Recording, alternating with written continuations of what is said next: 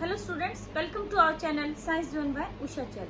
तो बेटा आज हम इस वीडियो में कक्षा 9 पाठ 8 गति के बारे में अध्ययन करेंगे। तो हमने इस जो पाठ है इसकी पहले 2 वीडियो बनाई है। तो उसमें एक में हमने गति से संबंधित बातें बताई थी, दूसरे में हमने गति को ग्राफीय विधि से मतलब उनको ग्राफ के द्वारा कैसे दर्शाया जा सकता है।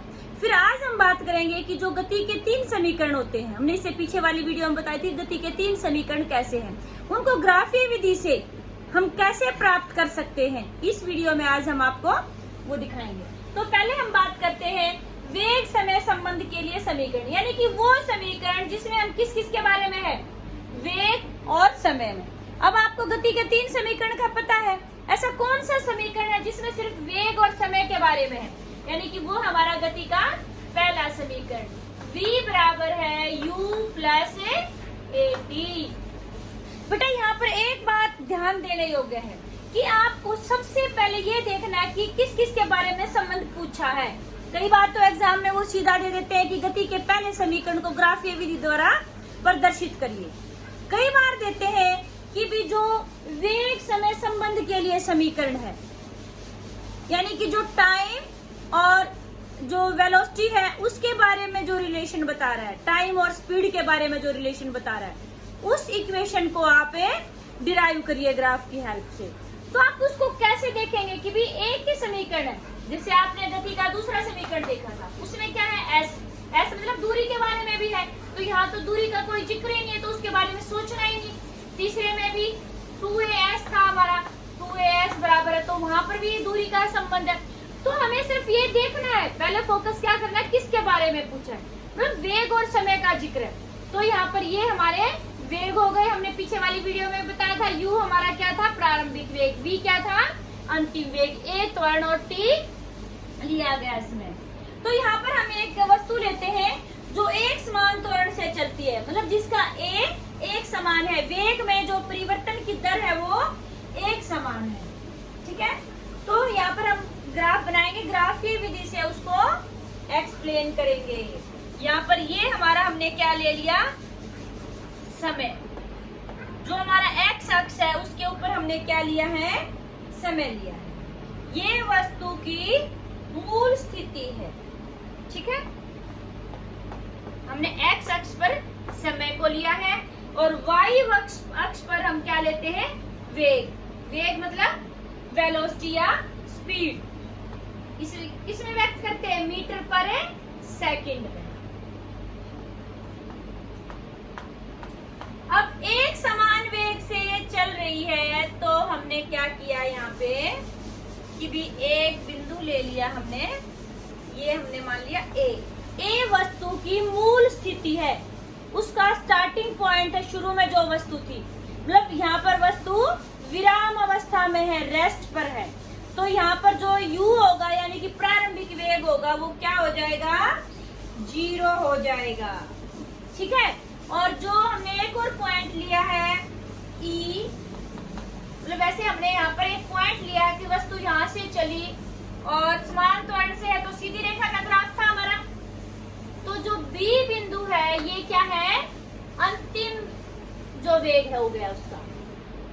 A पॉइंट जो है ये हमारा क्या दर्शा रहा है, U को, और जो B है हमारा वो हमारा अंतिम वेग हो गया।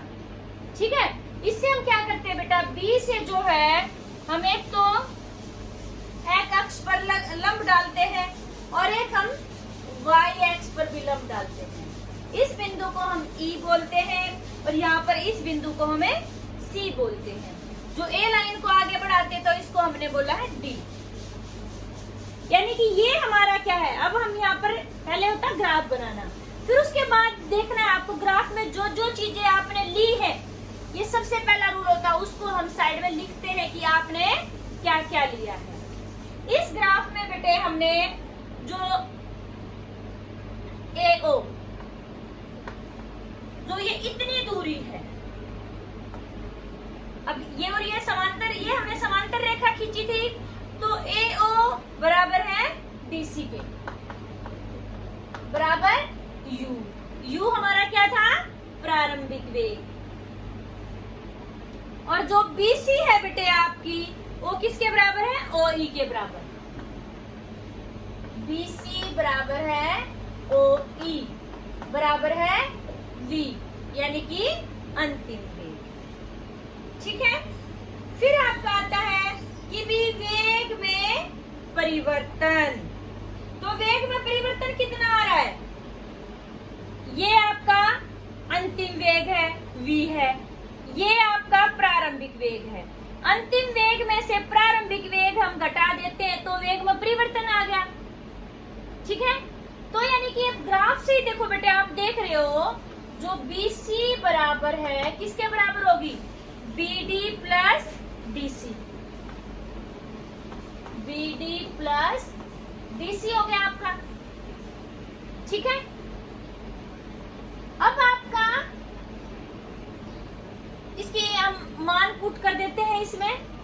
और एक चीज और लिखनी है इससे पहले कि भी जो आपका OC है, OC बराबर है AD बराबर है T, और A आपका क्या है? त्वरण है। तो पहले तो आपको ग्राफ में लिखनी है कि क्या क्या चीजें आपको दिखाई दे रही है। यहाँ से ये भी दिखाई दे रहा है जो BC है किसके बराबर है? BD प्लस DC के बराबर। अब इसमें हम इनके मान पुट करते हैं। BC को हमने किसके बराबर माना है? BC हमारा क्या है? अंतिम वेग, यानी कि V बराबर है BD प्लस DC। DC हमारा किसके बराबर है? U के बराबर। BD प्लस U हो गया। ठीक है। तो यहाँ से हम BD का मान निकालेंगे तो क्या आ जाएगा? BD बराबर है U, उस तरफ चला जाएगा, V माइनस U। ये हम मान लेते हैं इसको, ये हम समीकरण 1 मान लेते हैं। तो यहाँ से हमने किसका मान निकाल लिया? BD का। BD क्या हो गया? V माइनस U, इसको हमने एक समीकरण मान लिया। फिर आगे बात आती है कि भाई आपका जो त्वरण है, त्वरण क्या होता है? वेग में परिवर्तन की दर। ठीक है। तो यानी कि त्वरण बराबर है वेग में परिवर्तन बटे लिया गया समय।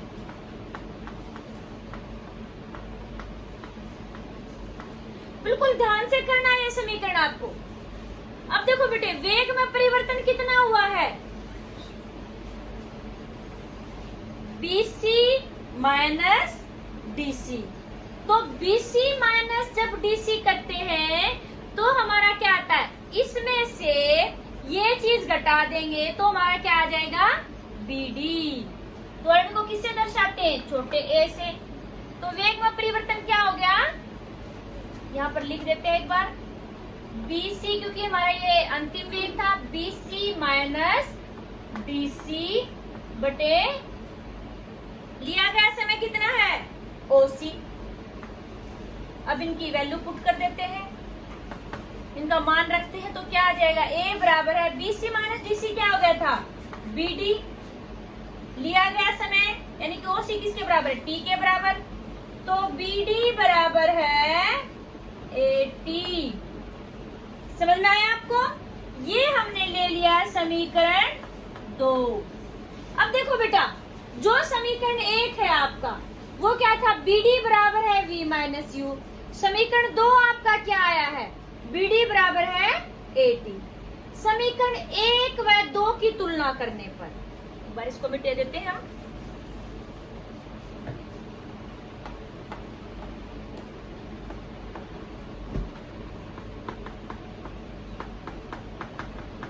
समीकरण 1 व 2 की तुलना करने पर, जब हमने इनकी तुलना की तो देखा कि भी आपका जो लेफ्ट हैंड साइड वाला पार्ट है बेटे, यहाँ पर भी BD है, यहाँ पर भी BD है, तो दोनों कैंसिल हो जाएंगे समान जब होते हैं। तो हमारा क्या आ जाएगा? V minus U। जब ये दोनों बराबर है तो इधर वाले भी दोनों बराबर हो जाएंगे। V माइनस U बराबर है AT। V को हमने यही रखा, U को दूसरी तरफ ले जाएंगे। V is equal to U plus 80।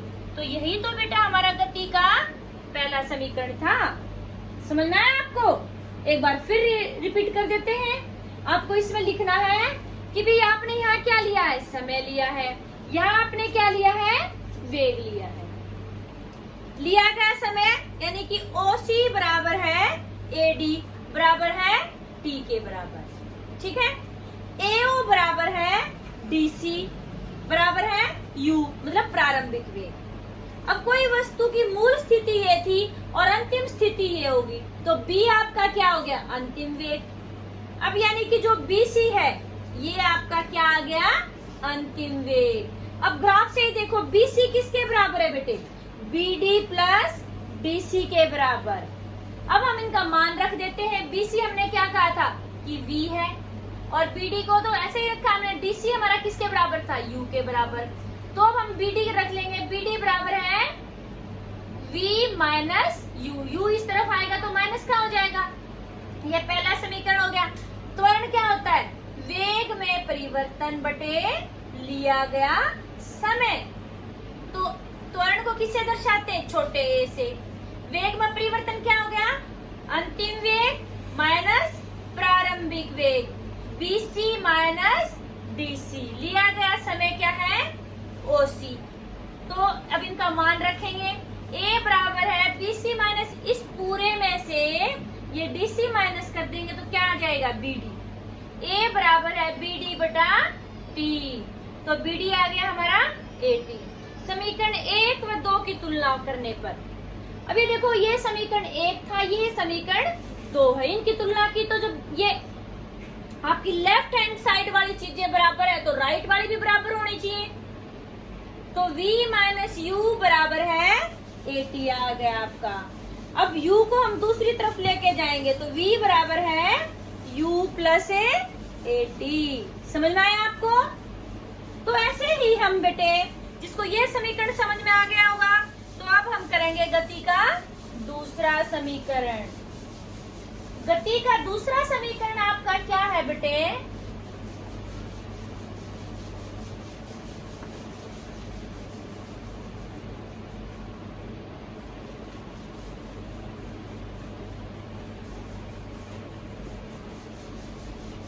यानी कि S बराबर है UT plus half AT square. यह है ना आपका गति का दूसरा समीकरण, अभी बताया था मैंने। तो वो किस किस के बीच में संबंध बता रहा है, समय और स्थिति के लिए।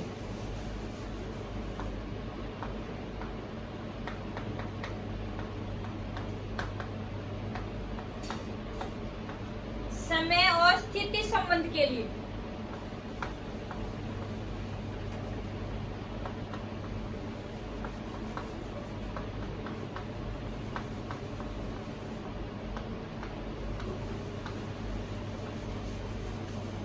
ठीक है बेटे, समय और स्थिति संबंध के लिए समीकरण कैसे करेंगे हम, मतलब जो गति का दूसरा समीकरण है, ये पूछा जाए समय और स्थिति के बीच में संबंध के लिए समीकरण प्रदर्शित करिए, तो कौन सा लिखेंगे आप, दूसरा समीकरण। अब ये हमारा कैसा है ग्राफ, इसमें भी यही रहेगा आपका कि मान ले कोई वस्तु एक समांतर A से T समय में S दूरी तय करती है। S हमारा क्या हो गया, और चीजें तो वही है कि मान लिया कोई वस्तु एक समान A त्वरण से T समय में S दूरी तय करती है।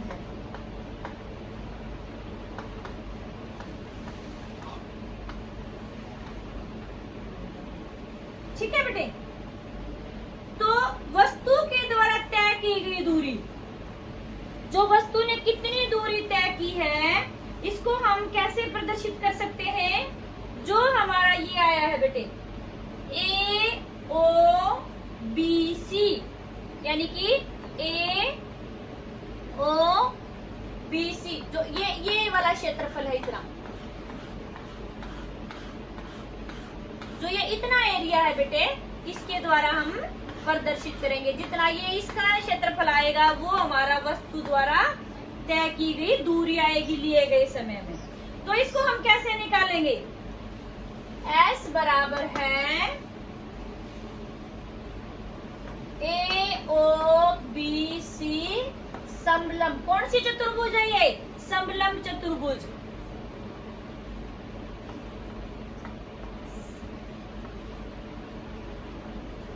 का क्षेत्रफल। ठीक है, तो ये जो क्षेत्रफल है बेटा किसके बराबर है? एक तो हमारी ये आयत है और एक हमारी त्रिभुज है, इसके बराबर। तो यानी कि S बराबर है आयत AODC का क्षेत्रफल प्लस त्रिभुज। कौन सी त्रिभुज आपकी? BAD का क्षेत्रफल। इसमें हम क्या करेंगे? जो हमारी ये आयत है नीचे वाला, देखो ये वाला, इसका क्षेत्रफल प्लस जो हमारी ये त्रिभुज बनी है बेटे, इसका क्षेत्रफल निकाल। अब आपको पता है कि आयत का क्षेत्रफल क्या होता है? S बराबर आयत का क्षेत्रफल क्या होता है? लंबाई गुना चौड़ाई। तो ये उसकी लंबाई हो गई, ये उसकी चौड़ाई हो गई। यानी कि S बराबर है OC गुना में BC प्लस त्रिभुज का क्षेत्रफल क्या होता है? 1/2 गुना में लंब। लंब क्या होता है? जो इसके ऊपर डाला होता है, गुना में क्या था ये? BD।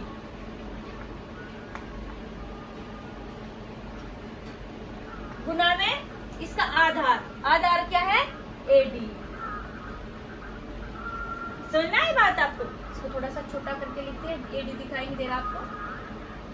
1/2 लंब आपका आ गया BD, ये इतना, ये B है, ये D है, BD गुना AD।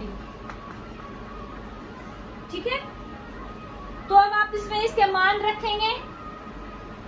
जो आपका OC है, तो यहाँ D इधर लिख देते हैं। तो S बराबर है, OC किसके बराबर था? T के बराबर। और जो BC है बेटे आपका, वो क्या था?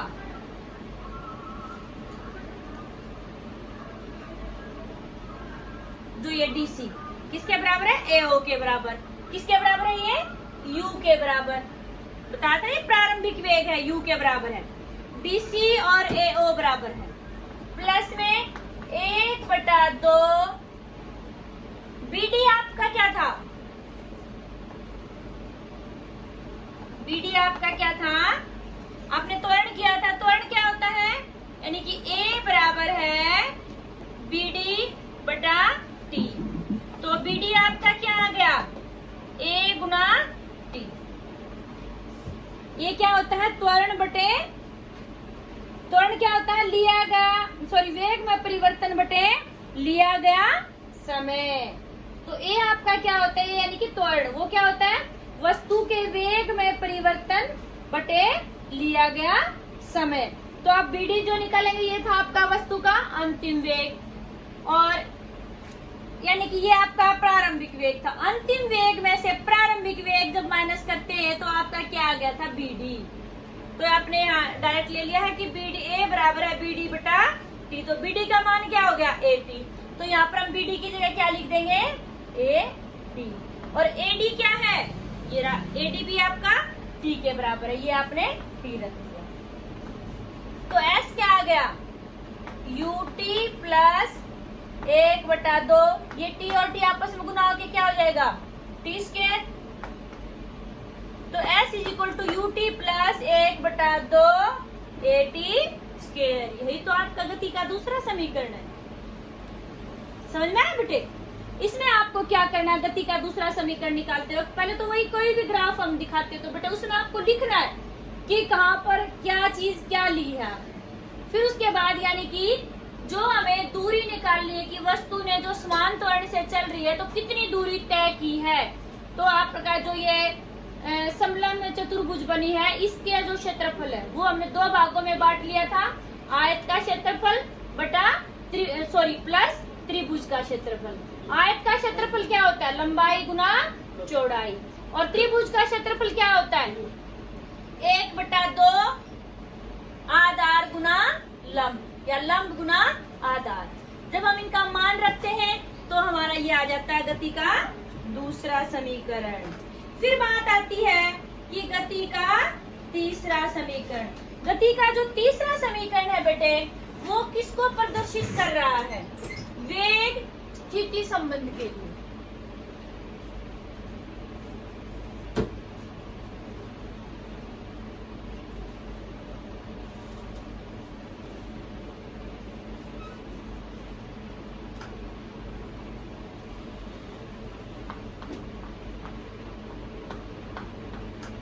वेग स्थिति संबंध के लिए समीकरण।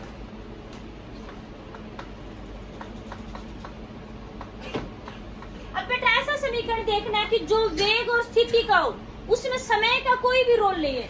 तो हमारा ऐसा कौन सा है? तो तीसरा समीकरण 2as बराबर है v square minus u square, यानी कि तीसरा समीकरण है। इसमें देखो स्थिति है, s क्या होती है? स्थिति। बहुत सारे बच्चे इसको समय ले लेते हैं, इसको नहीं। ये क्या होती है? स्थिति, यानी कि तय की गई दूरी। u आपका क्या था? प्रारंभिक वेग। v आपका क्या था? अंतिम वेग। तो इसको हम ग्राफ से कैसे करेंगे? ग्राफ सब में वही ग्राफ बनेगा बेटे।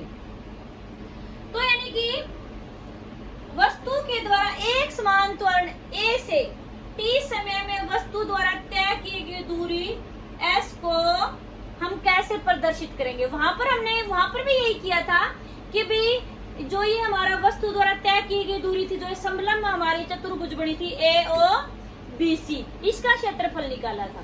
लेकिन वहां पर हमने इसका अलग अलग मान लिया था, इस आयत का क्षेत्रफल प्लस त्रिभुज का क्षेत्रफल। गति का जो तीसरा समीकरण निकालेंगे बेटे, इसमें हमें समलंब चतुर्भुज का सूत्र लगाना है क्षेत्रफल के लिए। तो यानी कि S बराबर है समलंब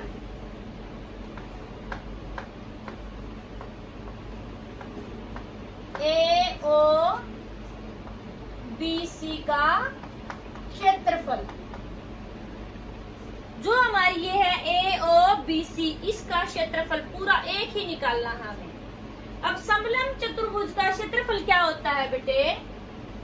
कि S बराबर है जो समांतर भुजाओं का जोड़, जो हमारी समांतर भुजाएं ये हैं, गुना उनके बीच की दूरी बटा 2।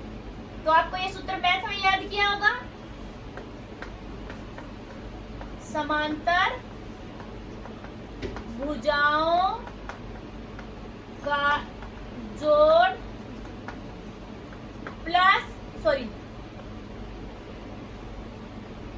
गुना बीच की दूरी। किसके बीच की? भुजाओं के बीच की दूरी बटे 2। अब देखो बेटे, समांतर भुजाएं हमारी कौन कौन सी हैं? S बराबर है AO प्लस BC गुना उनके बीच की दूरी। बीच की दूरी हमारी क्या है? OC बटा 2। ये आ गया हमारा। अब इनका मान रखते हैं हम। AO हमारा क्या है? U है।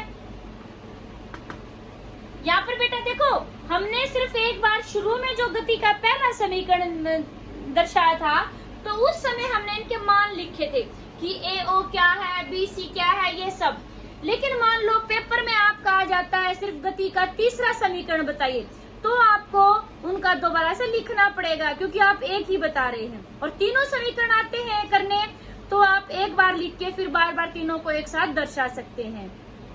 तो उसको मैं दोबारा बार बार इसलिए नहीं बता रही क्योंकि मैंने आपको ये बातें पहले समीकरण में बता दी है। तो आपका यानी कि अब AO क्या था? U हो गया। BC आपका क्या है? V है। OC आपका क्या है? T है बटा 2।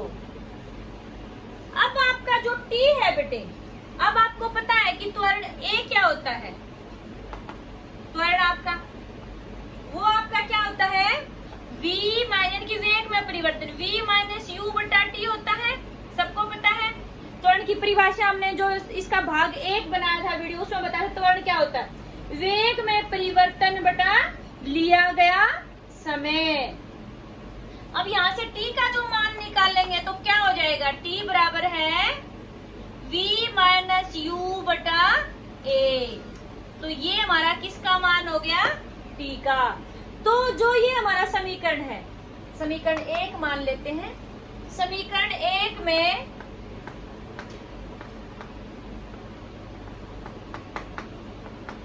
t का मान रखने पर,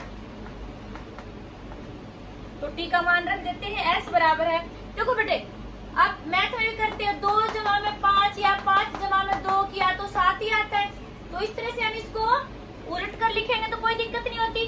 तो हम लिख सकते हैं v प्लस यू बटे 2 गुना में t का मान क्या है, v माइनस यू बटे a, v माइनस यू बटे a।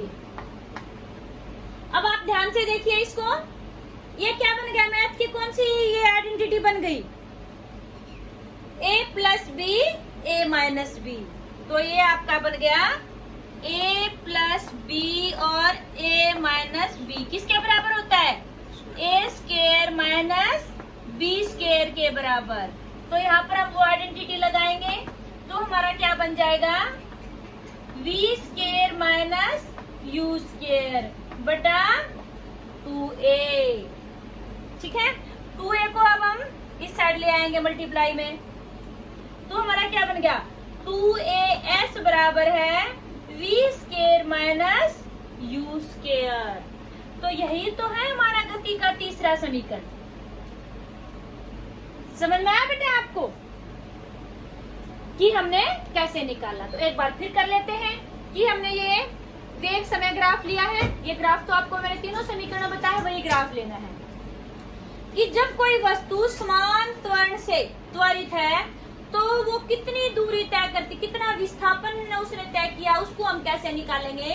जो हमारी समलंब चतुर्भुज बनी है AOBC, इसके जो क्षेत्रफल आएगा उसके बराबर। यहाँ पर हम गति का तीसरा समीकरण निकालने के लिए क्या करेंगे, समलंब चतुर्भुज का सूत्र लगाएंगे। और जब गति का दूसरा समीकरण निकाला था तो भी हमने इसी का क्षेत्रफल निकाला था।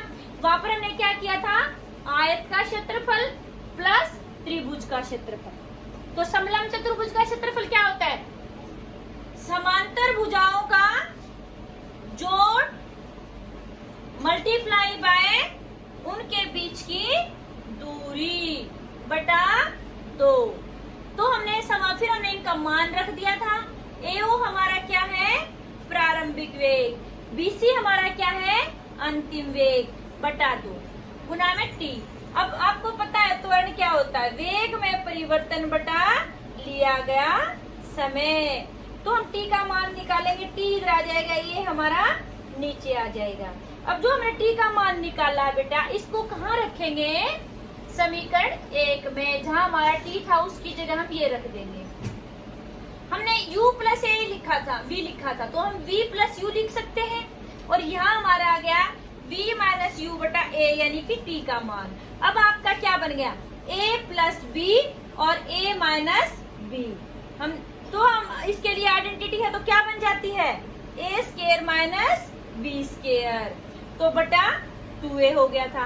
अब हम 2a को यहाँ गुना करने के लिए ले आते हैं तो क्या बन गया, 2as बराबर है v square minus u square. तो इस तरह से बेटा हमारे ये गति के तीनों समीकरण हमने ग्राफीय विधि से किए हैं। ये बहुत ही इंपॉर्टेंट क्वेश्चन आपके पेपर में 5 नंबर में आता है। आगे आप बड़ी क्लासेस में भी मान लो आगे जाके आप साइंस लेते हैं तो वहां भी इसका प्रयोग होगा। आपको इसमें कोई भी डाउट होती है तो आप इसको अभी क्लियर करें, क्योंकि आगे अभी आपने इस डाउट को रख लिया तो आपको फिर आगे परेशानी होगी। तो आप इसको कमेंट सेक्शन में जाके जहां भी आपको ग्राफ में कहीं दिक्कत आ रही है तो आप उसको जरूर से जरूर एक बार मेरे से पूछें। आगे बेटा इस पार्ट का हमारा एक ही टॉपिक बचा हुआ है कि भाई आपकी जो एक समान वृत्तीय गति। तो एक समान वृत्तीय गति क्या होती है बेटे? जब कोई वस्तु एक समान गति से वृत्तीय पथ पर चलती है। वृत्तीय पथ पर मतलब है गोल गोल चल रही है, ऐसे सर्कल में कोई चीज चल रही है, ठीक है। समान वेग से वेग यानी कि वस्तु के वेग में परिवर्तन होता है, तो यानी कि वस्तु क्या कर रही है? त्वरित हो रही है। और इसमें क्या होता है बेटे? वेग में आपने बताया था कि चाल और वेग, हमने जो सबसे फर्स्ट भाग बनाया था पाठ 8 का, तो उसमें बताया था चाल और वेग में अंतर। चाल में क्या था? सिर्फ परिमाण था, दिशा नहीं थी। और जो वेग होता है इसमें दिशा और परिमाण दोनों होते हैं। तो जैसे हमने कोई एक बंद पथ ले लिया, ऐसे ही सर्कल वाला, वो मतलब सर्कल बन गया उसका, तो हम क्या करेंगे कि भी इसके चारों ओर वो घूम रहा है एथलीट, ठीक है। तो क्या करेगा कि वो बार बार अपना चक्कर लगाएगा पूरा करने के लिए। कि भी हम क्या करते हैं, इसकी हमने ये इसका क्या होता है? केंद्र, ये केंद्र से परिधि तक की दूरी को हम क्या कहते हैं? त्रिज्या बोलते हैं, ठीक है। क्या बोलते हैं? त्रिज्या। तो हमारी आर त्रिज्या हो गई, और जो परिधि है उसकी यानी कि आप वृत्त में निकालते हो बेटे मैथ में, ये कितनी है इसकी परिधि? परिधि निकालने के लिए आप क्या करते हैं? जिसको इंग्लिश में सरकमफेरेंस बोलते हैं। वृत्त की परिधि क्या होती है? 2 पाई आर। अब मान लो एक पूरा चक्कर लगाने में, मान लो कोई ये ए से कोई चलना स्टार्ट, दौड़ना स्टार्ट करता है और पूरा एक चक्कर लगा कर आता, तो कितना चक्कर लगाया उसने? 2 पाई आर के बराबर। और मान लो टी समय लिया है, समय उसने कितने लिया है? टी। आर हमारी क्या है यहाँ पे?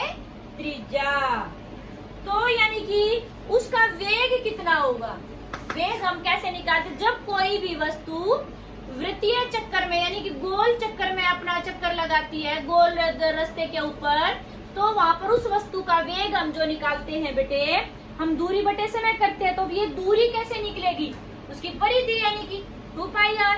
तो हमें वेग क्या होता है? दूरी बटे समय। तो यानी कि 2 पाई आर बटे लिया गया समय। तो वृत्तीय पथ में जब कोई वस्तु चक्कर लगाती है तो उसका वेग हम कैसे निकालेंगे?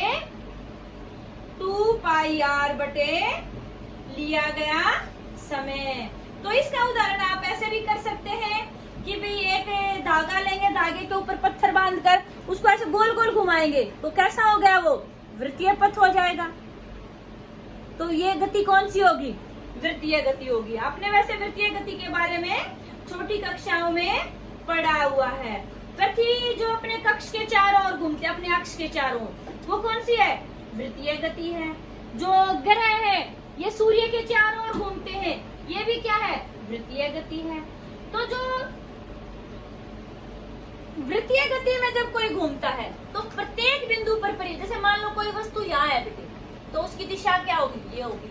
अब फिर यहाँ आया है तो दिशा क्या होगी? ये होगी। हर एक बिंदु पर उसकी दिशा में परिवर्तन आता है। जैसे हम जो वृत्तीय उसमें घूमता है कोई, तो हर एक बिंदु पर क्या हो जाएगा? दिशा बदलती जाती है। और ऐसे ही कोई एथलीट होता है बेटे, उसको कोई डिस्क फेंकनी होती है या फिर शॉर्ट पुट फेंकता है, तो क्या करता है? अपने शरीर को ऐसे करके फिर ऐसे करता है। क्यों? क्योंकि दिशा में परिवर्तन आता है। मान लो सीधा खड़ा होकर ऐसे कैसे फेंकेगा तो क्या जाएगी? ऐसे फेंकी तो वो दूसरी तरफ जाएगी दिशा में। फिर उसने अपने आप को टेढ़ा करके ऐसे फेंका है तो जो पॉइंट है वो फिर सीधी जाएगी।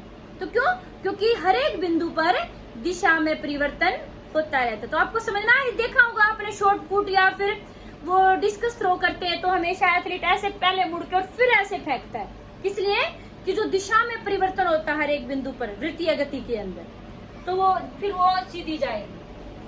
तो इस तरह से आपका जो पाठ 8 है बेटे, इसका आपका ये कंप्लीट हो गया। हम अगली वीडियो में पाठ 8 से संबंधित जो आपके न्यूमेरिकल्स हैं, सवाल आते हैं। बच्चों को सबसे बड़ी दिक्कत कहाँ लगती है साइंस में? कि न्यूमेरिकल्स नहीं कर पाते हो बच्चे। तो आपके जो इस पार्ट से संबंधित न्यूमेरिकल्स हैं वो अगली वीडियो में आपको करवाए जाएंगे। तो न्यूमेरिकल्स को करने के लिए आप इस चैनल को सब्सक्राइब जरूर करें, क्योंकि आपको न्यूमेरिकल्स अच्छे से समझ में तभी आएंगे जब आप अगली वीडियो देखेंगे। आपको वीडियो अच्छी लगी तो इसको शेयर और लाइक जरूर करें। थैंक यू बेटा।